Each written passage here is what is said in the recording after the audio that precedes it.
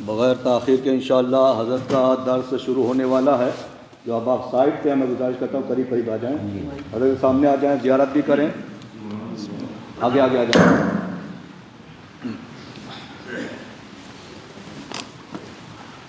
نعرہ تکبیر، نعرہ رسالت، نعرہ حیدری، اہل سنت، مسلک اعلیٰ حضرت. بسم اللہ الرحمن الرحیم. انتہائی معزز اور مکرم جملہ حاضرین، سامعین، سامعات، ناظرین و ناظرات، بفضل اللہ تبارک و تعالی درس شفا شریف کی محفل نمبر 167 اس کے اندر حاضر و موجود ہیں. اور آج یہ بطور خاص مفکر اسلام، سرمایہ اہل سنت حضرت علامہ قمر الزمان خان صاحب اعظمی مدظ اللہ العالی، آپ کے لیے آپ سب کی دعاؤں کی خاطر اس کو رکھا گیا ہے. آپ دعا کریں اللہ تعالیٰ اس کی برکت سے حضرت کو شفا عطا فرمائے، صحت و سلامتی سے نوازے، اپنے حفظ و امان میں رکھے.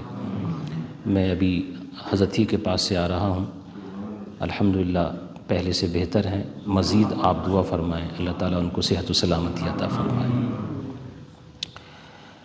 تشریف فرما تمام تر علماء کرام علی الخصوص فاضل نوجوان حضرت علامہ مولانا حافظ و قاری محمد ارشد مصباحی صاحب حافظہ اللہ، جناب محترم حافظ و قاری سیف اللہ صاحب حافظہ اللہ و دیگر حاضرین، السلام علیکم ورحمۃ اللہ وبرکاتہ.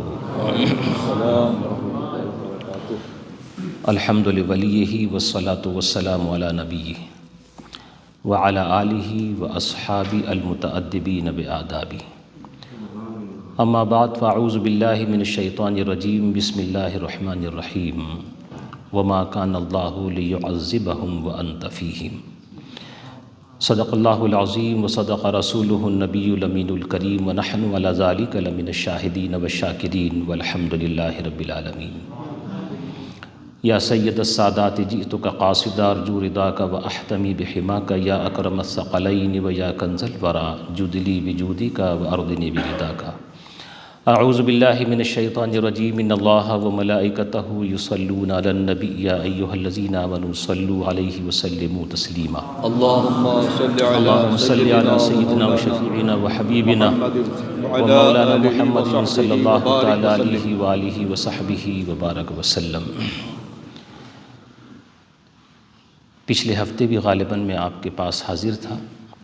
یہ درس کی کیفیت ہوتی ہے اور اس میں کوشش کی جاتی ہے کہ نبی صلی اللہ علیہ وسلم کی سیرت پاک کے چند گوشوں کو آپ کے سامنے پیش کیا جائے. سبحان اللہ.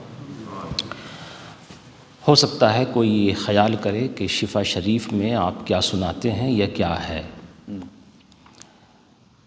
تو بجائے اس کے کہ میں اپنے طور سے جواب دوں، میں امام اہل سنت کے چند اشعار پڑھ دیتا ہوں، آپ کو پتہ چل جائے گا کہ شفا شریف میں کیا ہے.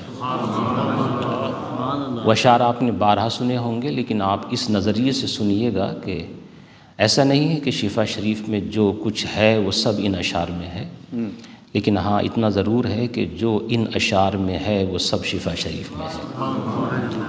ہاں اس سے زیادہ بھی اس میں ہے، لیکن پوری تحریرات امام اہل سنت کو آپ دیکھیں گے تو جو کچھ اس میں ہے وہ ان کی تحریرات میں مل جائے گا. سبحان. وصف رخ ان کا کیا کرتے ہیں، واہ واہ واہ واہ. یعنی ان کے چہرے کا بیان کرتے ہیں نبی کے. وصف رخ ان کا کیا کرتے ہیں، کس طرح سے شرح و شمس و ضحیٰ کرتے ہیں. ان کی ہم مدح و ثنا کرتے ہیں جن کو محمود کہا کرتے ہیں. یہ ان کی شاعری کی ایک ندرت ہے، وہ بیان کرنا تو یہاں مقصود نہیں ہے، لیکن وہ دعویٰ بھی کرتے ہیں پھر دلیل بھی اسی میں دے دیتے ہیں. جیسے کسی نے پوچھا آپ ان کی مدح و ثنا کیوں کرتے ہیں، تو خود ہی کہہ دیا اس لیے کہ محمود ہے نا وہ، سبحان اللہ، اس لیے کرتے ہیں، واہ، اور محمود اللہ نے ان کو کیا ہے۔ اور ان کے چہرے کا ہم بیان کرتے ہیں، اور شفا شریف میں آپ یہی دیکھیں گے بھی۔ ان کے چہرے کے لیے ایک شعر علامہ حسن بریلوی علیہ رحمہ کا پیش کر دوں، بڑا عاشقانہ ہے۔ انہوں نے فرمایا ہے، یا رسول اللہ، اے میرے حبیب، تو کچھ ایسا ہے کہ محشر کی مصیبت والے، آہا، توجہ سے سنیے گا، تو کچھ ایسا ہے محشر کی کہ محشر کی مصیبت والے درد دکھ بھول گئے دیکھ کے صورت تیری، درد دکھ بھول گئے دیکھ کے صورت تیری، یاد آتا ہے خدا، تو کچھ ایسا ہے، تو کچھ ایسا ہے۔ دیکھنے والے کہا کرتے ہیں اللہ اللہ، دیکھنے والے کہا کرتے ہیں اللہ اللہ، یاد آتا ہے خدا دیکھ کے صورت تیری۔ اللہ اکبر، اب امام اہل سنت اس کے بعد کہتے ہیں، یا رسول اللہ صلی اللہ علیہ وسلم، تو ہے خورشید رسالت پیارے، چھپ گئے تیری ضیاء میں تارے، انبیاء اور ہیں سب ماہ پارے، تجھ سے ہی نور لیا کرتے ہیں۔ یہ بھی شفا شریف میں ہے۔ یا رسول اللہ صلی اللہ علیہ وسلم ان کی شان بیان کرتے ہوئے مزید کہتے ہیں امام اہل سنت، کیوں نہ زیبا ہو تجھے تاجوری، تیرے ہی دم کی ہے سب جلوہ گری، ملک و جن و بشر حور و پری، جان سب تجھ پہ فدا کرتے ہیں، ملک و جن و بشر حور و پری، جان سب تجھ پہ فدا کرتے ہیں، اپنے دل کا ہے انہی سے آرام، سبحان اللہ، اپنے سونپے ہیں انہی کو سب کام، لو لگی ہے کہ اب اس در کے غلام چارہ درد رضا کرتے ہیں۔ یہ وہی کہہ سکتا ہے جناب، یہ وہی کہہ سکتا ہے جو واقعی میں اپنے سارے کام ان کو سپرد کر چکا ہو، کیونکہ امام اہل سنت جب کسی سے ظاہر میں اپنے مرید سے بھی جھوٹ بولنا ان کی طرف سے ثابت نہیں، اور کبھی بولا نہیں، اور لگتا بھی نہیں کہ زندگی میں کبھی بولا ہو، بلکہ بولا ہی نہیں، تو وہ نبی کے سامنے کیسے بول سکتے ہیں؟ تو اپنے آقا کے لیے کہہ رہے ہیں، سونپے ہیں انہی کو سب کام، یہ وہی کہہ سکتا ہے جنہوں نے واقعی میں سونپ دی ہو۔ تو یہ جو آپ نے سنے اشعار، آپ کوئی کہے کہ اس میں جو دلیل ہے وہ کیا ہے؟ یہ تو دعوے ہیں سب، دلیل کیا ہے؟ وہ دلیل یہ کتاب ہے جو آپ کے سامنے رکھی ہے، اس میں سیرت پاک کے مختلف پہلوؤں کو ذکر کیا گیا ہے۔ آج میں نے ایک خاص عنوان کو منتخب کیا ہے، کیونکہ آپ لوگوں کی طرف سے خاص طور سے یہ بیان حضرت مفکر اسلام مد ظلہ العالی کی شفا کے دعا کے لیے ہیں، تو میں نے جو عنوان چوز کیا ہے وہ بھی اسی سے متعلق ہے۔ یہ 21ویں فصل ہے۔ یہ جو کتاب میرے سامنے اگرچہ آپ دیکھ رہے ہیں کہ یہ نئی ہے، لیکن یہ 1000 سال پہلے کی لکھی ہوئی ہے۔ بڑے بڑے اونچے بزرگوں نے اس کو پڑھا بھی ہے اور پڑھایا بھی ہے، اس کا درس بھی دیا ہے، اور خود امام قاضی یاز نے بڑی محبت سے اس کو لکھا، اس کے ایک ایک لفظ کو چھانٹ چھانٹ کے لکھا ہے۔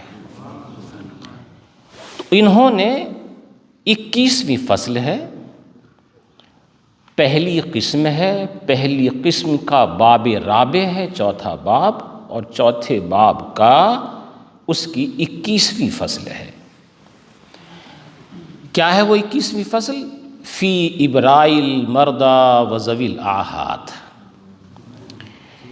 یہ موضوع ہے، یہ عنوان ہے اس بات میں کہ میرے نبی صلی اللہ علیہ وسلم کے معجزات میں سے ایک معجزہ یا بہت سارے معجزے اس طرح کی بھی ہیں کہ آپ نے اپنے دست پاک سے کس طرح سے مریضوں کو شفا دی ہے۔ وَذَوِي الْآحَاتِ، آحات جمع ہے آحتن کی، مصیبتوں میں پھنسا ہوا، کسی آفتوں میں مبتلا، اس سے نجات میرے نبی نے کس کس طرح سے عطا فرمائی ہے، یہ بھی معجزات کا ایک حصہ ہے۔ باب رابع کیا تھا؟ امام قاضی اعظم رضی اللہ تعالیٰ عنہ نے باب رابع بیان فرمایا تھا، فیما اظہرہ اللہ تعالیٰ علی یدیہ من المعجزات۔ یہ چوتھا باب ہے ان چیزوں کے بارے میں کہ جو اللہ نے معجزات نبی کو عطا فرمائے ہیں وہ ہم بیان کریں گے۔ اب دیکھو بیان کرتے آ رہے ہیں، پہلی فصل، دوسری فصل، تیسری، چوتھی، پانچویں، چھٹی، ساتویں، سب میں بیان کر دیا۔ یہ انشقاق قمر کے تعلق سے ہے کہ آپ نے انگلی کا اشارہ کر کے چاند کے 2 ٹکڑے کی، بیان ہو چکا ہے۔ آپ نے ڈوبے ہوئے سورج کو واپس بلایا ہے، بیان ہو چکا ہے۔ آپ کی انگلیوں سے پانی کے فوارے نکلے، بیان ہو چکا ہے۔ آپ کے سامنے کنکریوں نے کلمے پڑھے، بیان ہو چکا ہے۔ یہ سارے بیان کرتے ہوئے آ رہے ہیں، 1 2 3 4 5 6 یہاں تک کہ 21 تک پہنچے۔ اب 21ویں فصل بیان کر رہے ہیں کہ ایک اللہ نے نبی کو یہ بھی معجزہ دیا ہے کہ آپ نے اپنے لعاب دہن سے ایسے مریضوں کو شفا دی ہے جو قریب الموت ہو چکے تھے۔ یہ بیان ہے۔ مطلب اس کا یہ ہوتا ہے بیان کا، خاص طور سے شفا شریف کے درس کا، کہ مسلمانوں کے دلوں میں نبی کی محبت کو صحیح طرح سے بٹھایا جائے۔ وجہ کیا ہے؟ اگر آپ کے دل میں نبی کی سچی محبت ہے تو پھر آپ نماز کبھی نہیں چھوڑیں گے، آپ ماں باپ کو تکلیف نہیں دیں گے، آپ کسی کے ساتھ غداری نہیں کریں گے، اس لیے کہ جو محبت کرنے والا ہوتا ہے وہ وہی کرتا ہے جو اس کے محبوب نے فرمایا ہے۔ اس لیے جو مین چیز ہے نا، خاص چیز، وہ یہ کہ اس بیان سے اگر تم لوگوں میں سے کسی کے دل کے اندر بھی میرے نبی کی محبت میں اضافہ ہو جائے، سمجھ لو میرا بیان کامیاب ہے۔ سب کو سدھارنے، سنوارنے، صحیح کرنے کی ذمہ داری تو کسی کے اوپر بھی نہیں ہے۔ یہ علماء کرام بیان کرتے رہتے ہیں، اللہ ان سب کو سلامت رکھے۔ ان کے بیانات سے اگر کسی ایک کو بھی فائدہ ہو جائے، یہ 1 گھنٹے کا بیان ہو یا 2 گھنٹے کا، سمجھو ان کی محنت کامیاب ہو گئی۔ اب یہ بیان کرتے کرتے امام قاضی اعظم فرما رہے ہیں فی براء المرضى وذوی الآحات۔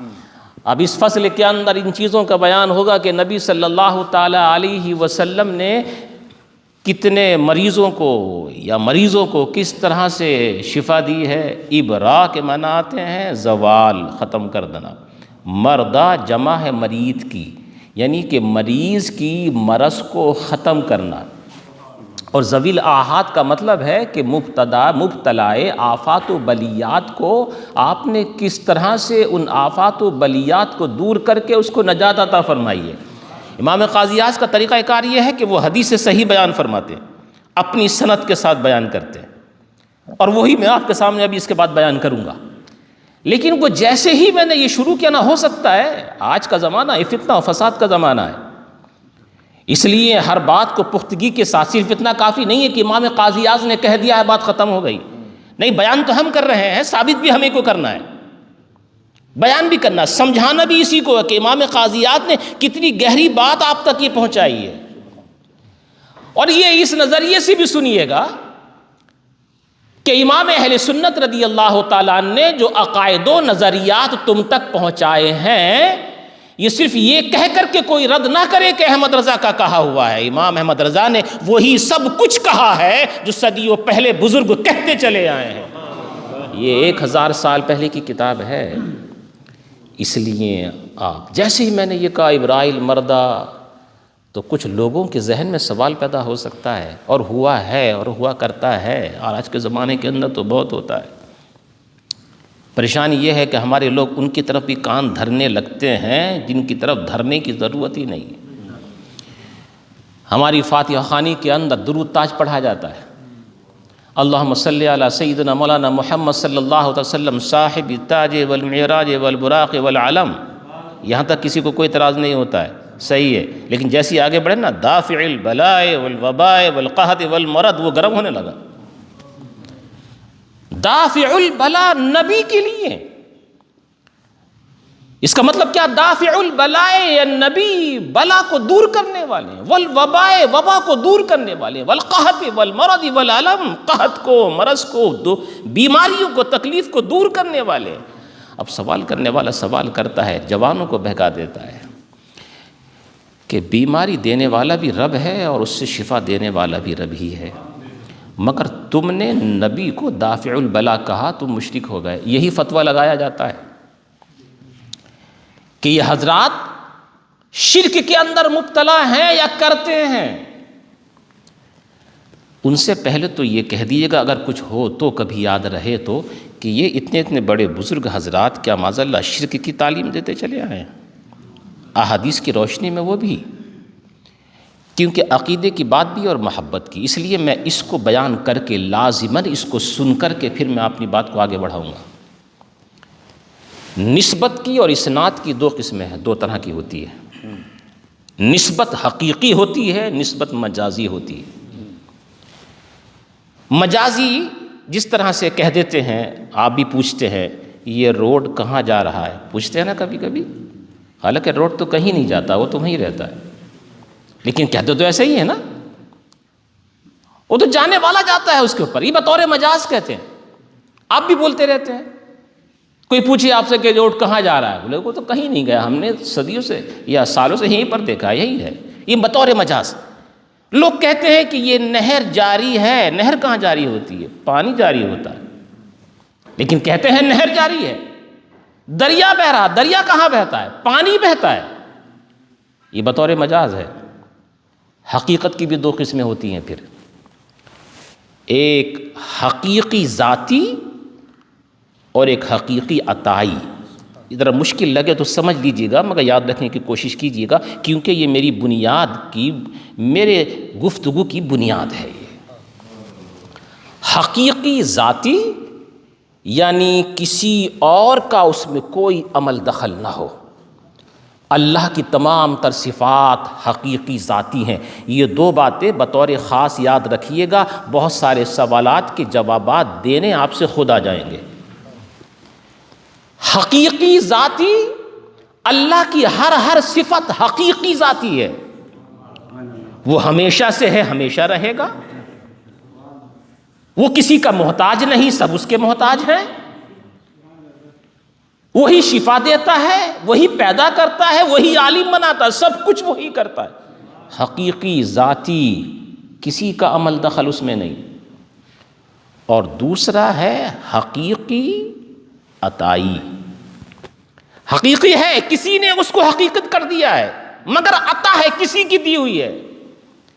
یہ جو دوسری قسم ہے نا حقیقی عطائی، میرے نبی صلی اللہ علیہ وسلم دافع البلا ہیں اس دوسری قسم کے اعتبار سے، بذات ہی نہیں، اپنی طرف سے نہیں، بغیر اللہ کے کیے سے نہیں، اللہ نے ہی ان کو حقیقی عطائی فرمایا ہے کہ میرے کیے سے یہ بیماروں کو شفا دیتے ہیں۔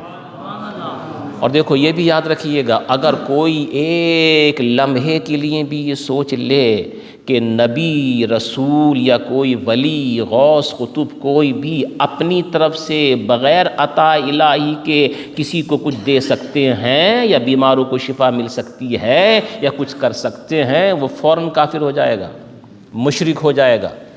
ہم کیا کہتے ہیں؟ ہم کہتے ہیں میرے نبی دافع البلا ہیں، لیکن اللہ نے ان کو کیا ہے، صرف اتنا یاد رکھنا، اللہ نے ان کو کیا ہے، اللہ کی عطا سے وہ ہیں۔ تو یہ ہوا حقیقی عطائی، یا ایک اعتبار سے مجازی بھی کہہ سکتے ہیں، یعنی دفع بلا کے سبب ہیں میرے نبی، دفع بلا کے، بلا ختم ہونے کا سبب ہیں میرے نبی، بلا کے ختم ہونے کی وجہ ہیں میرے نبی، بلا کے ختم ہونے کا وسیلہ ہیں میرے نبی، یہ بطور مجاز ہوگا۔ اب ان دو باتوں کو سمجھنے کے بعد امام قاضی اعظم رضی اللہ تعالیٰ عنہ کی بیان کردہ حدیث سماعت فرمائیں۔ وہ فرماتے ہیں وَأُصِيبَ يَوْمَئِذٍ عَيْنُ قَتَادَةَ، جنگ احد کا ذکر چل رہا ہے۔ جنگ احد سن 3 ہجری کے اندر ہوئی، لڑتے لڑتے حضرت قتادہ رضی اللہ عنہ، قتادہ بھی بہت سارے ہیں، امام قاضی اعظم نے جواب دیا یہ قتادہ ابن النعمان ہے، جو نعمان کے بیٹے ہیں قتادہ۔ کہتے ہیں حضرت قتادہ رضی اللہ تعالیٰ عنہ کی آنکھ پر تیر لگا، کچھ کہتے ہیں ایک پر، بعض نے کہا دونوں پر، لیکن صحیح یہ ہے کہ ایک پر تیر لگا، اور وہ تیر امام قاضی اعظم نے فرمایا حتی وقعت ولا علی وجنتیہ، وہ آنکھ کا ڈھیلا نکل کر کے ان کے رخسار پہ لٹکنے لگا، آنکھ نکل کر کے رخسار پہ لٹکنے لگا۔ جب انہوں نے یہ دیکھا، اللہ کے نبی صلی اللہ علیہ وسلم کی بارگاہ میں حاضر ہوئے، یا رسول اللہ تیر آ کر کے لگا ہے آنکھ کے ڈھیلے پر اور وہ یہ لٹکا ہوا ہے۔ ایک روایت کے اندر تو یہ ہے کہ اللہ کے نبی صلی اللہ علیہ وسلم نے ان سے یہ ارشاد فرمایا، اے قتادہ ان شئت رددتھا، اگر تو چاہے تو میں اسے صحیح جگہ لگا دوں، اگر تو چاہے تو میں اس کو صحیح جگہ رکھ دوں، جیسے تھا ویسے ہی یہ ہو جائے گا۔ وَإِن شِئْتَ فَاصْبِرْ وَلَكَ الْجَنَّةُ، سبحان اللہ۔ اور اگر تو چاہے تو صبر کرے، یہ نکل گیا نکل جانے دے، اس کے بدلے میں تجھے جنت ملے گی۔ صحابی ہیں، صحبت رسول پائی ہوئی ہے، انہوں نے جو جواب دیا وہ بھی سماعت فرمائیں۔ انہوں نے عرض کیا، یا رسول اللہ جنت میں جانے سے کس کو انکار ہو سکتا ہے؟ جنت تو ان الجنت لعطاء جزیل جمیل، جنت تو جزائے جمیل ہے، جزیل ہے، وہاں جانے کا تو ہر ایک کو جی چاہتا ہے، اور جائیں گے آپ کی عطا سے انشاءاللہ۔ لیکن یا رسول اللہ صلی اللہ تعالی وسلم میں چاہتا یہ ہوں ولیکن اکرہ العورہ، میں چاہتا یہ ہوں کہ یہ میری آنکھ اگر صحیح نہ ہوئی تو میں کانا رہوں گا، ایک آنکھ کا رہوں گا، وہ مجھے پسند نہیں ہے ایک آنکھ کا رہنا۔ یا رسول اللہ میں آپ سے گزارش ہی کرتا ہوں، فردھا، آپ اس کو واپس کر دیجئے، وَاسْأَلِي الْجَنَّةَ لی، اور میرے لیے جنت کی دعا بھی کیجئے۔ دونوں باتیں ہو گئیں، آپ اسے واپس بھی کریے اور میرے لیے جنت کی دعا بھی کیجئے۔ اللہ کے نبی صلی اللہ تعالیٰ علیہ وسلم نے فردھا، اس کو اس کے اوپر لگایا، لعاب دہن لگایا، جیسے پہلے تھا اس سے زیادہ حسین و جمیل ہو گئی، وَدَعَا لَهُ، اور ان کے لیے جنت کی دعا بھی کر دی۔ امام قاضی اعظم رضی اللہ عنہ فرماتے ہیں، فردھا رسول اللہ صلی اللہ علیہ وسلم، اللہ کے نبی صلی اللہ علیہ وسلم نے اس کو واپس کر دیا، جو آنکھ جیسی جہاں تھی وہیں پر لگا دی، فکانت احسن عینی، فرمایا وہ آنکھ جو نکل گئی تھی آپ نے اس کو دوبارہ وہاں لگا دیا، لعاب دہن اس پہ لگایا، تو ان دونوں آنکھوں میں سے سب سے حسین آنکھ یہی تھی جو نکالے جانے کے بعد دوبارہ آپ نے اس کو لگا دیا تھا۔ صحیح امام قاضی اعظم نے اپنے دعوے کی دلیل میں اس حدیث کو بیان فرمایا کہ آپ نے دیکھا دافع البلا ہوئے کہ نہیں، آپ بتائیے، ہوئے، مصیبت کو دور کیا کہ نہیں کیا؟ لیکن ان کا طریقہ کار یہ ہے کہ کسی حدیث کو وہ ضعیف بیان نہیں کرتے، وہ حوالہ بھی پیش کرتے ہیں۔ وہ کہتے ہیں ہم نے جو حدیث بیان کی نا وہ سن لیجئے، اس حدیث کو بیان فرمایا ہے بزرگان دین نے، ابو سعید خدری رضی اللہ تعالیٰ عنہ نے بھی حضرت قتادہ کی طرف سے، اور بہت سارے محدثین نے اس کو ذکر کیا ہے اپنی احادیث کے اندر۔ اس سے ہمارے دعوے کی دلیل مل گئی کہ اللہ کے نبی صلی اللہ علیہ وسلم باذن الہی بلا کو دور کرنے والے ہیں۔ اور ایک اور حدیث بیان فرماتے ہیں اس کے بعد، پہلے حوالہ کہتے ہیں حضرت امام نسائی رضی اللہ تعالیٰ نے بیان فرمایا ہے، یہ صحاح ستہ کی جو 6 کتابیں ہیں تو آپ کو معلوم ہی ہوں گی، بخاری شریف ہے، مسلم شریف ہے، ترمذی شریف ہے، ابو داؤد شریف ہے، نسائی شریف ہے، ابن ماجہ شریف ہے، ان صحاح ستہ میں سے عظیم ترین کتاب نسائی شریف۔ فرماتے ہیں نسائی شریف کے اندر ذکر فرمایا گیا ہے، حضرت عثمان ابن حنیف رضی اللہ تعالیٰ عنہ کی طرف سے روایت ہے، ان اعما، کہ ایک نابینا تھے، آنکھیں دیکھنا ان کی بند کر چکی تھیں، یا تو شروع ہی سے تھے یا بعد میں ہوئے، لیکن وہ اللہ کے نبی صلی اللہ علیہ وسلم کی بارگاہ میں حاضر ہوئے، اور آنے کے بعد عرض کرتے ہیں یا رسول اللہ صلی اللہ تعالی علیہ وسلم ادعو اللہ ان یکشف لی عن بصری، یا رسول اللہ آپ دعا کریں اللہ سے کہ اللہ میری آنکھوں کو صحیح کر دے۔ دیکھو ہر چیز کو کیونکہ میں حوالے سے بیان کر رہا ہوں، میں یہاں رک کر کے اس بات کو بھی ضرور آپ سے کہہ دینا چاہتا ہوں، ایک ہمارے نوجوانوں کو یا بڑے بوڑھوں کو اس طرح سے بھی بہکایا جاتا ہے، تمہیں وسیلہ لینے کی ضرورت کیا ہے؟ اللہ جہاں سے چاہو پکارو، اللہ سنتا ہے۔ نماز پڑھو مسجد میں یا گھر پہ، اللہ سے دعا مانگو، اللہ آپ کی دعا کو قبول، آپ خود مانگیے، آپ کیوں جا رہے ہیں مزاروں پر دعا مانگنے کے لیے؟ آپ کیوں جاتے ہیں پیر صاحب کے پاس دعا کرانے کے لیے کہ حضرت آپ دعا کر دیجئے؟ آپ خود کیجئے نا، اللہ آپ کی دعا بھی سنے گا، ان کی بھی سنے گا، آپ خود کیوں نہیں کرتے؟ میں ان سے یہ کہتا ہوں اور آپ کی طرف توجہ دلانا چاہتا ہوں، یہ جو آئے تھے صحابی تھے کہ نہیں؟ آپ ذرا بولیے، صحابی تھے کہ نہیں؟ نابینا تھے مگر صحابی تھے کہ نہیں؟ یہ اس مسئلے کو نہیں جانتے تھے کیا کہ اللہ جہاں سے چاہو پکارو اللہ وہیں سے سنتا ہے؟ یہ کیوں آ رہے ہیں نبی کے پاس دعا کرانے کے لیے؟ رسول اللہ آپ کریے، مصیبت میری ہے دعا آپ کریے، پریشانی میری ہے دعا آپ کریے۔ انہوں نے یہ بتا دیا کہ دعا صحیح ہے، اللہ تعالیٰ ہر ایک کی سنا کرتا ہے، لیکن جو اپنا بزرگ ہو، اپنا بڑا ہو، اپنا مرشد ہو، اس سے دعا کرائی جائے، یہی طریقہ ہم کو صحابہ کرام نے سکھایا ہے۔ رسول اکرم صلی اللہ علیہ وسلم کی بارگاہ میں حاضر ہوئے، آنے کے بعد کہتے ہیں رسول اللہ آپ دعا کریں، میری پریشانی ہے، دعا آپ کریں کہ وہ دور ہو جائے۔ اور صحابہ کرام کا طریقہ کار یہی تھا، اپنے بزرگوں سے دعا کرانا، اپنے بڑوں سے دعا کرانا۔ حضرت سیدنا امیر المومنین فاروق اعظم رضی اللہ تعالیٰ عنہ کا دور ہے، قحط سالی شروع ہو گئی مدینہ طیبہ کے اندر، لوگ پریشان حال ہو گئے۔ لوگوں نے کہا کر کے حضرت دعا کیجئے، قحط سالی آپ کی دعا سے دور ہو جائے گی، پانی برسنا شروع ہو جائے گا۔ لوگ بڑے پریشان ہیں۔ فاروق اعظم کون ہیں جن کے بارے میں اللہ کے نبی نے یہ فرمایا میرے بعد اگر کوئی نبی آنا ممکن ہوتا تو وہ عمر ہوتا۔ سبحان اللہ۔ وہ فاروق اعظم جس کے لیے اللہ کے نبی نے یہ فرمایا ہر امتی کے اندر، ہر امت میں ایک نہ ایک محدث رہا ہے، محدث رہا ہے، میری امت کے اندر اگر ہے تو وہ عمر ہے۔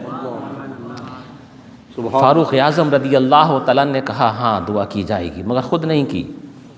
حضرت عباس ابن عبد المطلب کے پاس گئے اور جانے کے بعد ہاتھ پکڑ کر کے لے کر کے آئے اور کہا آپ دعا کیجئے آمین ہم کہیں گے۔ یہ درس کی محفل ہے، میں آپ سے سبحان اللہ بھی سننا چاہتا ہوں، اور زور سے کہیں سبحان اللہ۔ فاروق اعظم نے یہ بتایا کہ دعا اپنے بڑے سے کرانا چاہیے۔ حضرت عباس ابن عبد المطلب رضی اللہ تعالیٰ عنہ کو لے کر کے آئے، کہا آپ دعا کریں۔ اچھا یہ کون سی کتاب ہے؟ یہ بخاری کی ہے۔ لوگ ہمیشہ بخاری کا نام لے کر کے بہکایا کرتے ہیں، اور جو میں بیان کر رہا ہوں یہ بھی بخاری ہی کی ہے۔ فاروق اعظم نے بخاری شریف کے اندر ذکر فرمایا گیا، حضرت عباس ابن عبد المطلب کو بلایا، آپ آئیے آپ دعا کیجئے۔ جب آئے تو پھر رب کی بارگاہ میں ہاتھ اٹھائے، فاروق اعظم نے ہاتھ اٹھائے، اور آنے کے کہنے کے بعد وہ یہ عرض کرتے ہیں یا رسول، اے میرے اللہ، انا کنا نتوسل بنبینا فتسقینا۔ یا رسول اللہ جب نبی حیات ظاہری میں تشریف فرما تھے تو ہم تیرے نبی کا وسیلہ دے کر کے تجھ سے دعا مانگتے تھے۔ پتہ چلا وسیلہ مانگنے کا طریقہ اب سے نہیں اسی وقت سے چلا رہا ہے۔ جب نبی حیات ظاہری میں تھے تو ہم ان کا وسیلہ دے کر کے تجھ سے دعا مانگتے تھے، فتسقینا، تو ہم کو بارش دیا کرتا تھا۔ اب حیات ظاہری میں وہ نہیں ہے۔ وَإِنَّا نَتَوَسَّلُ إِلَيْكَ بِعَمِّ نَبِيِّكَ۔ اے میرے اللہ اب ہم تیرے نبی کے چچا کا وسیلہ دے کر کے تجھ سے دعا کرتے ہیں۔ فسقنا، اے میرے اللہ ہمارے اوپر بارش برسا دے، بارش کے بھرن عطا فرما۔ راوی کہتے ہیں حضرت انس بن مالک رضی اللہ تعالیٰ عنہ حضرت فاروق اعظم رضی اللہ تعالیٰ عنہ نے جب یہ دعا مانگی، دعا مانگنے کے بعد ابھی ہاتھ نیچے بھی نہیں آئے تھے، فیسقون، تو اللہ کی طرف سے ان سب کے اوپر بارش کو برسا دیا گیا۔ یہی طریقہ کار شروع سے چلا رہا ہے۔ وہ نابینا آئے، آنے کے بعد عرض کرتے ہیں یا رسول اللہ آپ دعا کریے کہ میری آنکھیں صحیح ہو جائیں۔ اللہ کے نبی صلی اللہ علیہ وسلم نے یہاں پر بھی یہی ارشاد فرمایا اگر تو چاہے تو صبر کر، تو چاہے تو میں تیرے لیے دعا کروں۔ یہ ہر ایک کے لیے، میرے لیے بھی آپ کے لیے بھی ہے۔ پریشانی سب کو آتی ہے، دنیا میں کوئی ایسا نہیں ہے جس کے اوپر پریشانی نہ ہو، لیکن ایسا نہیں ہے، پریشانیاں اپنوں پہ بھی آتی ہیں غیروں پر بھی آتی ہیں، مگر اپنوں میں آنے مر کچھ اور بات ہے۔ اپنوں پر آئے اور صبر کرے تو ان کو تو کچھ اجر نہیں ہے مگر تمہیں اجر ہے۔ مرنے والے دنیا میں مرتے رہتے ہیں، جو دوسرا مرے تو اس کو گرفت کہتے ہیں، پکڑ کہتے ہیں، اخذ کہتے ہیں، جو اپنا مرے تو اس کو وصال کہتے ہیں۔ گیا وہ بھی ہے، گئے تم بھی ہو، مگر تمہاری موت نے تم کو نبی سے ملایا ہے اور اس کو گرفتار بلا کیا گیا ہے. پریشانی سب پر آتی ہے، لیکن تمہاری پریشانیاں قسم رب کائنات کی تمہارے گناہوں کو دور کرتی ہیں، بشرطے کہ تم اس پہ صبر کرو. کیا غیروں پہ پریشانیاں نہیں آتی؟ آتی ہیں، ہر ایک پر آتی ہیں، لیکن تم نے اگر پریشانیوں پہ صبر کیا تو تمہارے ہر صبر کے ہر بدلے میں تمہیں اجر ملے گا. بیماریاں ہوں، کلفتوں ہوں، دقتیں ہوں، مصیبتوں ہوں، آفتیں ہوں، بلائیں ہوں، کچھ بھی ہو، اگر اس پہ صبر کیا جائے تو اللہ اس پہ اجر عطا فرماتا ہے. یہاں پر بھی اللہ کے نبی صلی اللہ علیہ وسلم نے ارشاد فرمایا اگر تو چاہے تو میں تیری آنکھ کو صحیح کر دوں، یعنی میں دعا کروں کہ آنکھ صحیح ہو جائے، اور اگر تو چاہے تو صبر کرے کہ اس کے بدلے میں جنت ہے. مگر انہوں نے عرض کیا یا رسول اللہ صلی اللہ علیہ وسلم، یہ سب یہ جانتے تھے نا ان کے قدم ناز کی برکت سے جنت تو ملنے والی ہے، اس لیے کہ یا رسول اللہ چاہتا یہ ہوں کہ میری آنکھ مجھے واپس ہو جائے. اب میرا دل کہتا ہے یہ کتاب کے اندر تو لکھا ہوا نہیں ہے، شاید ہو سکتا ہے انہوں نے آنکھ اس لیے مانگی ہو. یا رسول اللہ بہت کہنے والے کہتے ہیں کہ آپ کا حسن و جمال اس طرح کا ہے، آپ مسکراتے ہیں تو اس طرح سے پھول کھلتے ہیں، آپ چلتے ہیں تو آپ کا طریقہ کار یہ ہوا کرتا ہے، ہاتھ اٹھاتے ہیں تو معجزہ ظاہر ہو جاتا ہے. یہ سارے لوگ کبھی کبھی کنکریوں کا کلمہ پڑھنا دیکھتے ہیں، کبھی یہ رد شمس دیکھا کرتے ہیں، کبھی انشقاق قمر دیکھا کرتے ہیں، کبھی ہاتھوں کی انگلیوں سے پانی کا نکلنا دیکھتے ہیں. یا رسول اللہ میرے پاس آنکھ نہیں ہے، میں کچھ دیکھ نہیں پاتا، میں چاہتا یہ ہوں آنکھ ملے تو کم سے کم چہرہ تو آپ کا مل جائے، آپ کا دیدار تو ہو جائے، اس لیے چاہتا ہوں، اپنے لیے نہیں آپ کے دیدار کے لیے چاہتا ہوں. اللہ کے نبی صلی اللہ علیہ وسلم نے فرمایا صحیح ہے. اب یہ جو دعا ہے نا جو میں بتا رہا ہوں اس کو کہتے ہیں دعائے حاجت.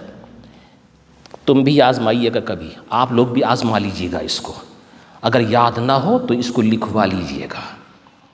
یہ معتبر ذرائع سے معتبر کتابوں کے اندر لکھی ہوئی ہے. اللہ کے نبی صلی اللہ علیہ وسلم ایک طریقہ کار تو یہ تھا کہ اللہ کے نبی علیہ الصلاۃ والتسلیم دعا کے لیے ہاتھ اٹھا دیتے اور وہ صحیح ہو جاتا، یا لعاب دہن لگاتے تھے وہ صحیح ہو جاتا. لیکن نہیں، یہاں طریقہ کار دوسرا اپنایا. سبحان اللہ العظیم. کیا فرمایا؟ فانطلق فتوضا. اچھا تم نے ایسا کیا کہ آنکھ ملے تو جا وضو کر کے آؤ، فتوضا وضو کرو، ثم صلی رکعتین، پھر 2 رکعت نماز پڑھ، 2 رکعت نماز پڑھ، اور اس کے بعد ثم قل، پھر کہنا. اب یہ جو کہنا ہے نا نبی نے جو فرمایا اس پہ ذرا توجہ خاص طور سے دیجیے گا. یہ جو بے وقوف نادان لوگ ہر بات کے اوپر کفر و شرک کا فتویٰ لگاتے رہتے ہیں نا، میں دکھے دل سے اس بات کو کہنا چاہتا ہوں، کیا وہ یہ حدیث نہیں پڑھتے ہیں؟ کیا یہ کتابیں ان کے سامنے نہیں ہیں؟ کیا میرے نبی نے اپنے صحابی کو شرک دلایا، شرک سکھایا، شرک بتایا؟ الفاظ پہ غور کیجئے. جا وضو کر، وضو کرنے کے بعد ایسا کہنا جیسے میں بتا رہا ہوں. کہنا اپنے رب کی بارگاہ میں ہاتھ اٹھانا، اللہم انی اسألک واتوجہ الیک، اے میرے اللہ میں تجھ سے سوال کرتا ہوں، میں تیری طرف متوجہ ہوتا ہوں. بنبی محمد، اپنے نبی محمد کے وسیلے سے. زور سے کہیں سبحان اللہ. یہ وسیلے کا بیان کون سکھا رہا ہے؟ خود صاحب وسیلہ بتا رہا ہے. بے نبی محمد، میرے نبی محمد کے وسیلے سے میں تیری طرف متوجہ ہو رہا ہوں، میں تیری طرف متوجہ ہوتا ہوں، میں تجھ سے سوال کرتا ہوں، اپنے نبی کے وسیلے سے سوال کرتا ہوں. بے نبی محمد، نبی الرحمہ، جو رحمت والے نبی ہیں. اور اس کے بعد دیکھو اب یہ بیان کا انداز بدل گیا. دعا ہو رہی ہے اللہ کے سامنے، ہاتھ اٹھے ہوئے ہیں رب کے سامنے. اب نبی خود تعلیم کر رہے ہیں، خود بتا رہے ہیں. اس کے بعد یہ کہنا، پھر کہنا یا محمد، محمد صلی اللہ علیہ وسلم اب یہاں تشریف فرما نہیں ہے، وہ دوسری جگہ تشریف فرمائے. مگر یا کے ذریعے ندا کی، خود نبی نے بتایا، خود نبی نے کہا پھر مجھے پکارنا، کہنا یا محمد. اے ستود، اے ذات و صفات، اے وہ ذات جس کی صفت بھی سدھری ہوئی ہے، سجی ہوئی ہے، نکھری ہوئی ہے، اور جس کی ذات بھی نکھری ہوئی ہے، جو ذات کے اعتبار سے بھی ستودہ ہیں اور اوصاف کے اعتبار سے بھی ستودہ ہیں، تعریف کیے ہوئے ہیں۔ کہنا یا محمد۔ ہاں مگر میں رک کر کے ایک بات میں ضرور یہاں کہہ دوں، ہو سکتا ہے علامہ صاحب حافظہ اللہ کی زبانی سے آپ نے یہ سنا ہوگا بارہا، کسی اور کی زبانی کہ یا محمد کہہ کے نہیں بلانا چاہیے، قرآن نے منع کیا ہے، منع فرمایا ہے، تم نبی کو اس طرح سے نہ پکارو جیسے آپس میں ایک دوسرے کو نام لے کے پکارتے ہو۔ یہاں تو نبی نے خود کہا میرا نام لے کے پکارنا یا محمد۔ تب اس لیے میں کبھی ذکر کرتا ہوں، یہاں تو معلوم نہیں مجھے دکھائی نہیں دے رہا ہے کہ مسجدوں کے اندر تغرجات لکھے ہوئے ہوتے ہیں، یا اللہ یا محمد۔ میں کہتا ہوں یا اللہ تو بالکل صحیح ہے، ہونا چاہیے، یا اللہ جل جلالہ، مگر یا محمد نہیں ہونا چاہیے، یا رسول اللہ ہونا چاہیے، یا نبی اللہ ہونا چاہیے۔ اگر کہیں آپ کو تغرا اس طرح کا ملے تو اسے خرید کے مت لانا جہاں یا محمد ہو، ہاں جہاں یا رسول اللہ ہو اس کو لے کے آنا، یہاں نہ یا نبی اللہ ہو اس کو لے کر کے آنا، مگر یہاں تو ہے یا محمد، اور اللہ کے نبی نے خود کہا یہ کہنا یا محمد۔ اس کے دو جواب ہیں، ایک تو یہ کہ جب تک منع نہیں کیا گیا تھا، اس سے پہلے کی بات ہے یہ، جب تک منع نہیں کیا گیا تھا اس سے پہلے کی بات ہے، یا دوسرا جواب یہ ہے کہ نبی خود کہیں تو کہہ سکتے ہیں، نبی خود کہیں تو کہہ سکتے ہیں، اب نبی نے خود تعلیم دی تھی تو کہہ سکتے ہیں، لیکن اب آج اگر تم یہ دعائے حاجت پڑھو تو یا محمد نہیں کہنا ہے، بلکہ اس کی جگہ یا نبی اللہ کہنا ہے یا رسول اللہ کہنا ہے۔ اللہ کے حبیب صلی اللہ تعالیٰ علیہ وسلم نے ارشاد فرمایا، پھر یہ کہنا، اپنے انداز تکلم کو بدلنا، اور جو انداز خطاب ابھی تک ہو رہا تھا اس کو تبدیل کر کے یہ کہنا، اے یا محمد، اے ستودہ ذات و صفات، انی اتوجہ بکا، میں تیرے ذریعے سے، میں آپ کے ذریعے سے متوجہ ہوتا ہوں، الی ربکا، آپ کے رب کی طرف، آپ کے رب کی طرف متوجہ ہوتا ہوں، ان یکشف عن بصری، کہ اللہ میری آنکھ کو صحیح فرما دے، اللہم فشفع فیہ، پھر یہ کہنا کہ اے میرے اللہ ان کی شفاعت کو میرے حق میں قبول فرما۔ یہ دعا سکھائی اللہ کے حبیب صلی اللہ علیہ وسلم نے خود ان نابینا کو۔ میں نے شروع میں کہا تھا ایک طریقہ کار تو یہ تھا کہ دعا کے لیے ہاتھ اٹھا دیتے اور ان کی آنکھیں بالکل صحیح ہو جاتی، مگر یہ واقعہ صرف ان کے اور ان کے درمیان ہی رہتا، یعنی نبی نے دعا کی، ان کی آنکھیں بالکل صحیح ہو گئیں۔ میرے اللہ کے حبیب صلی اللہ علیہ وسلم، میرے نبی، میرے رسول، میرے محبوب سید المرسلین صلی اللہ علیہ وسلم نے یہ ظاہر فرمایا، ایک ایسا طریقہ کار بتا دیا جائے جو صرف اس نابینا کے لیے نہیں، قیامت تک آنے والے تمام تر پریشان حال لوگوں کے لیے ہو جائے۔ آپ نے طریقہ کار بتایا، اس کو کہتے ہیں کہ یہ دعائے حاجت ہے، اور یہی نماز حاجت بھی ہے۔ آپ کو اگر کوئی ضرورت ہو، خدا نخواستہ، ضرورت تو سب کو ہوتی ہے، اگر ہو تو اس دعا کو پڑھا جائے اور اس انداز سے پڑھا جائے، 2 رکعت نماز نفل اور پھر یہ دعا پڑھی جائے، انشاءاللہ ثم انشاءاللہ آپ کی دعا قبول ہوگی اور جو پریشانی ہے وہ دور ہوگی۔ کہتے ہیں فرجا وقد کشف اللہ عن بصری، سبحان اللہ۔ راوی کہتے ہیں وہ گئے اور جانے کے بعد جب واپس آئے تو ہم نے دیکھا کہ ان کو آنکھیں رب نے عطا فرما دی تھی، بالکل صحیح ہو گیا تھا، بالکل صحیح، سالم، درست۔ دافع البلا ہیں کہ نہیں میرے نبی صلی اللہ علیہ وسلم؟ پریشانی سے نجات دی یا نہیں؟ یہاں ندا ہے یا نہیں؟ اسی پہ تو سوال ہوتے ہیں۔ سبحان اللہ۔ نبی کو یا کہہ کر کے نہیں پکارنا چاہیے، ہم کہتے ہیں نبی نے خود بتایا ہے یا محمد کہو، لیکن ہاں کہنے والا کہتا ہے ارے بھائی تم جو پکارتے ہو نا ابھی تو یہاں سے پکارتے ہو، وہ مدینے میں ہے۔ ہم کہتے ہیں نہیں، مدینے میں صرف مدفون ہے، وہ ان کی رحمت ہر جگہ موجود ہے اللہ کے کیے سے، وہ جہاں سے ان کو پکارو وہاں سے وہ سنتے ہیں باذن اللہ تبارک و تعالی۔ نعرہ تکبیر، نعرہ رسالہ، نعرہ رسالہ۔ لیکن جب تم اسی کے اوپر مصر ہو تو ہم بتائیں اس حدیث کے اوپر نہیں، ایک اور حدیث سن لیجئے جس سے پتہ چلے گا کہ بات صرف حیات ظاہری کی نہیں ہے، حیات ظاہری کے بعد بھی یہی معاملہ ہے۔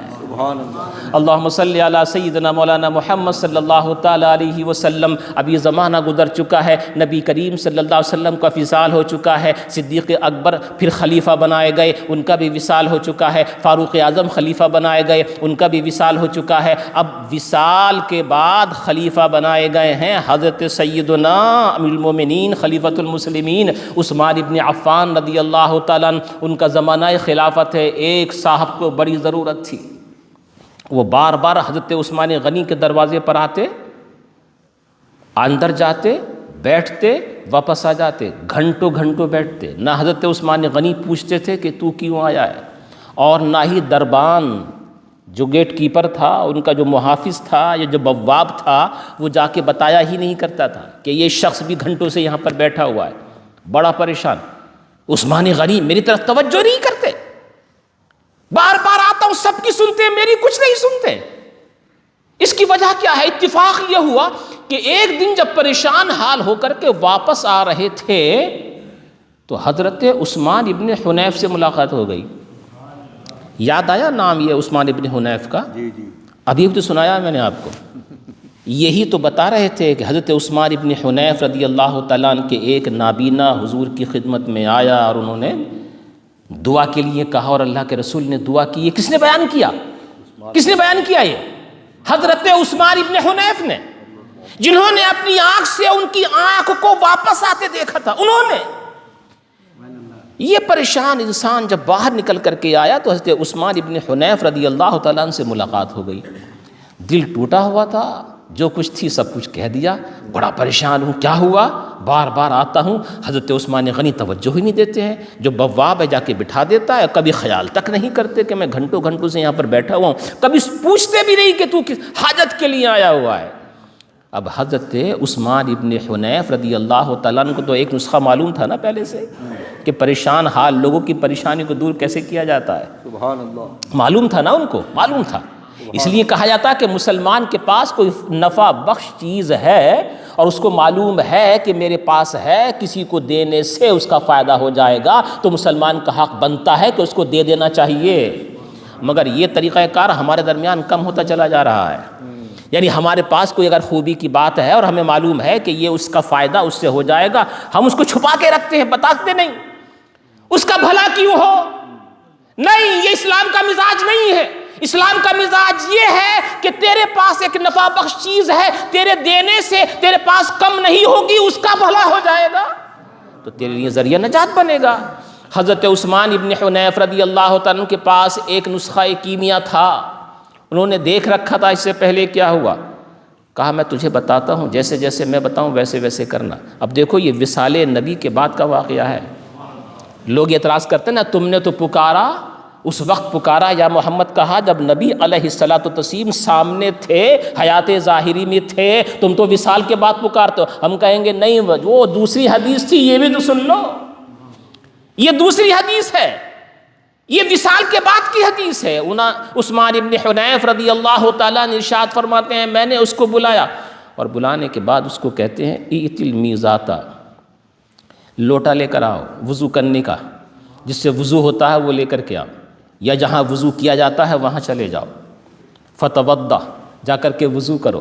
انہوں نے وضو کیا. کہا ثم آت المسجدہ، جب یہ کر چکو تو پھر مسجد میں آنا. فصلی فیہ رکعتین، اور وہاں جا کر کے 2 رکعت نماز پڑھنا، اور 2 رکعت نماز پڑھ لینے کے بعد ثم قل، اس کے بعد کہنا اللہم انی اسألک، وہی دعا سکھائی جو نبی نے ان نابینا کو سکھائی تھی، وہی دعا سکھائی. یہ کہتے ہیں اور اس کے بعد فرمایا کہ جب ایسا کر چکو تو میرے پاس آنا، جب ایسا کر چکو تو میرے پاس آنا. روح الیہ، میرے پاس آنا. حتی اروح معک، یہاں تک کہ میں اور تم دونوں حضرت عثمان غنی کے پاس جائیں گے. چنانچہ جب یہ کر چکے تو دونوں گئے عثمان غنی رضی اللہ عنہ کی خدمت میں. یہ مدتوں سے آ رہے تھے عثمان غنی رضی اللہ عنہ کے پاس. جو بواب تھا، دربان تھا، گیٹ کیپر تھا، کبھی توجہ تک نہیں دیتا. اور ابھی تو معاملہ یہ ہوا جیسی ہی جا کر کے کھڑے ہوئے ویسے ہی بواب نے، دربان نے ہاتھ پکڑا، عثمان غنی کے پاس لے گیا. جب عثمان غنی رضی اللہ تعالیٰ نے دیکھا تو اس کو اپنی مسند پہ اپنے پاس بٹھایا. اور پوچھا کیا ضرورت ہے بتاؤ؟ کہا حضرت یہ ضرورت ہے۔ کہا اتنے دنوں سے تم آ رہے تھے کچھ کہہ ہی نہیں رہے تھے؟ یہ بڑے تعجب میں کہ یہ تو میں تو کب سے چاہ رہا تھا کہ یہ کچھ معاملہ اس طرح کا ہو، مگر آپ توجہ ہی نہیں دیتے تھے۔ جو کچھ انہوں نے مانگا سب کچھ دیا، اور صرف دیا ہی نہیں، یہ کہا جب جب ضرورت ہوا کرے یہیں آ جایا کرو۔ یہ کہہ کر کے واپس آئے تو بڑے خوش ہوئے۔ کہا حضرت عثمان ابن حنیف رضی اللہ عنہ کا شکریہ ادا کرنا چاہیے کہ انہوں نے حضرت عثمان غنی سے میری سفارش کی ہے۔ آئے اور آنے کے بعد کہا کہ حضرت آپ کا بڑا بڑا شکریہ کہ آپ نے حضرت عثمان غنی سے میری سفارش کی، میرا کام نکل آیا۔ تو کہا قسم رب کائنات کی جس کے قبضہ قدرت میں میری جان ہے، میں نے تو ان سے کچھ بھی گفتگو نہیں کی ہے، واللہ ما کلمتہ، قسم خدا کی میں نے ان سے کچھ گفتگو نہیں کی۔ کہا پھر یہ کیسے ہوا ہے؟ کہ میں نے تجھے وہی دعا سکھائی تھی جو میرے نبی نے ایک نابینا کو سکھائی تھی، میں سمجھ گیا تھا کہ جب اس کا کام ہوا ہے تو تیرا بھی ہو جائے گا۔ امام قاضی اعظم رضی اللہ تعالیٰ نے یہ بیان کر کے یہ بات ثابت کی ہے، مصیبتوں کو دور کرنا اللہ اپنے حبیب کے ذریعے سے بھی کروایا کرتا ہے۔ اور میرے نبی صلی اللہ علیہ وسلم کی ذات میں اللہ نے یہ صفت رکھی ہے، یہ وصف رکھا ہے کہ وہ لعاب دہن لگا دیں تو پریشانی دور ہو جائے، وہ اگر کسی کو کچھ پڑھ کر کے پھونک دیں تو پھر اس کو شفائے کامل ہو جائے۔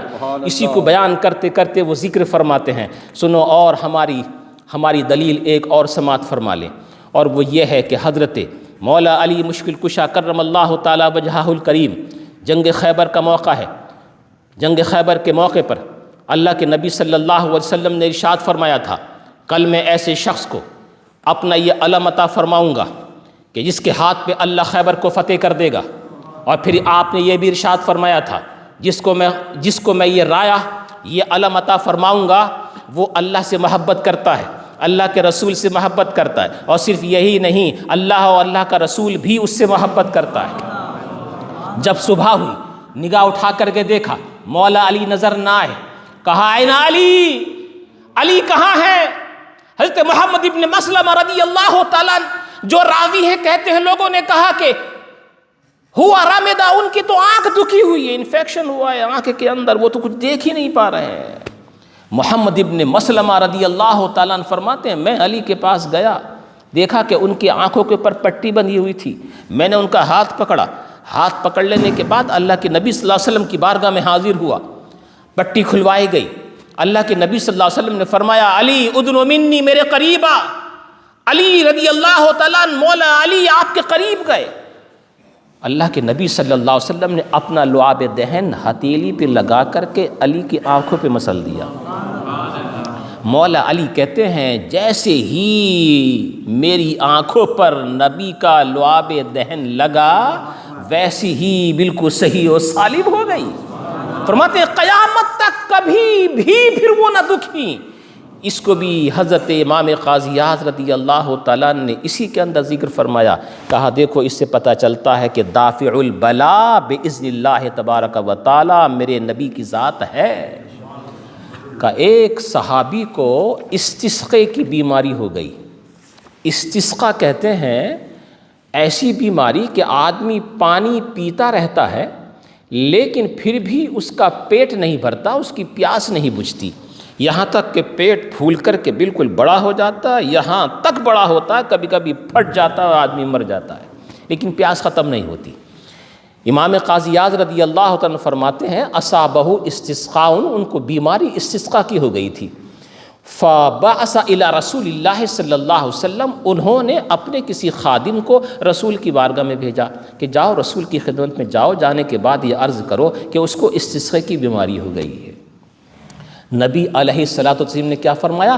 فَأَخَذَا بِيَدِهِ حَسْبَةً مِّنَ الْأَرْضِ، اللہ کے نبی صلی اللہ علیہ وسلم نے ایک مٹھی مٹی زمین سے اٹھائی، ایک مٹھی مٹی زمین سے اٹھائی، فَتَفَلَ عَلَيْهَا، اس کے اوپر پھونکا۔ دیکھو یہاں رک کر کے میں ایک بات عرض کر دوں، عربی میں ایک ہے تفلا اور ایک ہے نفسا، دونوں کے معنی آتے ہیں پھونکنے کے، لیکن دونوں میں فرق ہوتا ہے۔ اب میں کر کے دکھاؤں گا تو آپ سمجھ جائیں گے۔ جیسے نفسا، یہ نفسا ہے پھونکا، اور ایک ہے تفلا۔ تفلا اس پھونکنے کو کہتے ہیں جس میں تھوک کا اثر بھی آئے. جیسے یہ اثر آیا کہ نہیں آیا؟ اثر آیا. در حقیقت ہمارے بزرگان دین اسی پہ عمل کرتے تھے، اور ہم بھی شروع میں اسی پہ عمل کرتے تھے، مگر اب نہیں کرتے ہیں، اس لیے کہ اب کا مزاج بدل گیا ہے. جو بزرگوں نے لکھا ہے نا، پھونکنے کا انداز تحفیظات کے اندر ایسا ہی ہے، عملیات کے اندر ایسا ہی ہے.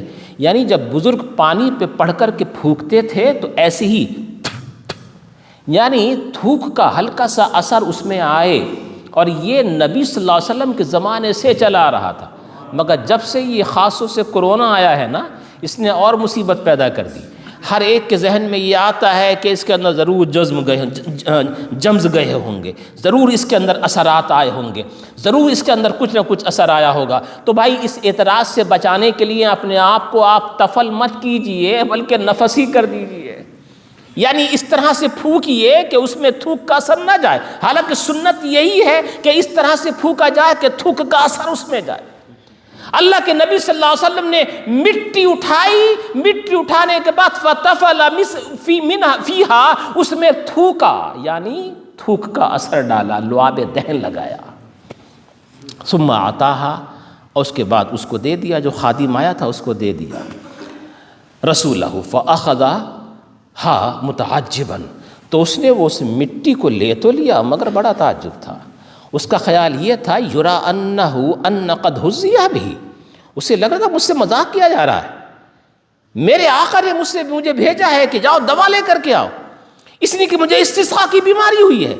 اور یہاں تو مٹی تو اور زیادہ نقصان دیتی ہے، کوئی استسقاء کی بیماری کو مٹی کھلائے گا تو اور زیادہ نقصان ہو جائے گا. لیکن کیونکہ وہ خادم تھا، اپنے آقا کا حکمراں تو تھا نہیں بلکہ محکوم تھا، جیسے اس کو حکم دیا گیا تھا ویسے اس نے کیا.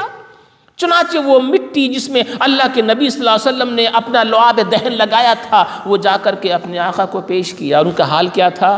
امام قاضی اعظم فرماتے ہیں رضی اللہ وَهُوَ عَلَى شَفَن، موت کے قریب تھے وہ، بالکل مرنے کے قریب تھے. یہ جا کر کے مٹی دی، انہوں نے مٹی کو پانی میں ڈالا اور ڈالنے کے بعد پیا. اللہ نے اسی وقت ان کو شفا عطا فرما دی، اسی وقت شفا عطا فرما دی. امام قاضی اعظم فرماتے ہیں اس سے بھی پتہ چلا کہ میرے نبی کو اللہ نے دافع البلا بنایا ہے. ایک حدیث اور سنا کر کے اپنی بات کو میں اختتام پذیر کروں گا.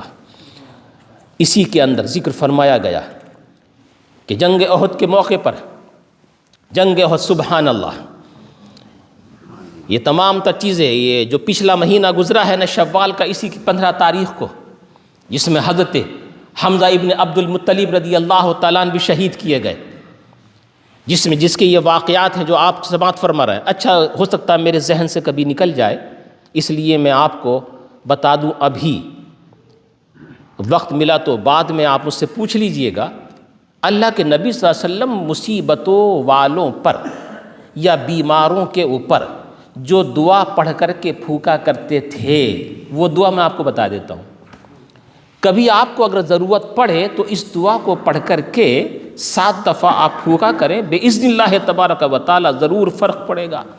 اگر فرق نہ پڑے تو یہ سمجھ لینا کہ ہماری زبان میں تاثیر نہیں ہے. الفاظ میں تو تاثیر ہے، زبان میں تاثیر نہیں ہے. عموماً اللہ کے نبی صلی اللہ علیہ وسلم جو پڑھ کر کے پھونکا کرتے تھے ان دعاؤں میں سے ایک دعا ہے، ساری دعائیں نہیں ہے، یہ ایک دعا ہے. اللہم اذہب الباس، پہلے اللہم ہے، اللہم اذہب الباس رب الناس واشف انت الشافی لا شفاء الا شفاؤک فاشف شفاء لا یغادر سقما یا لا یغادر سقما، دونوں صحیح ہیں. اللہم اذہب الباس رب الناس واشف انت الشافی لا شفاء الا شفاؤک فاشف شفاء لا یغادر سقما یا لا یغادر سقما. یہ اللہ کے نبی صلی اللہ علیہ وسلم بیماروں پر پڑھ کر کے پھونکا کرتے تھے، باذن اللہ تبارک و تعالی وہ شفا یاب ہوا کرتا. یہ میرا اپنا بھی تجربہ ہے، میں آپ کو اس بات کی اجازت دیتا ہوں.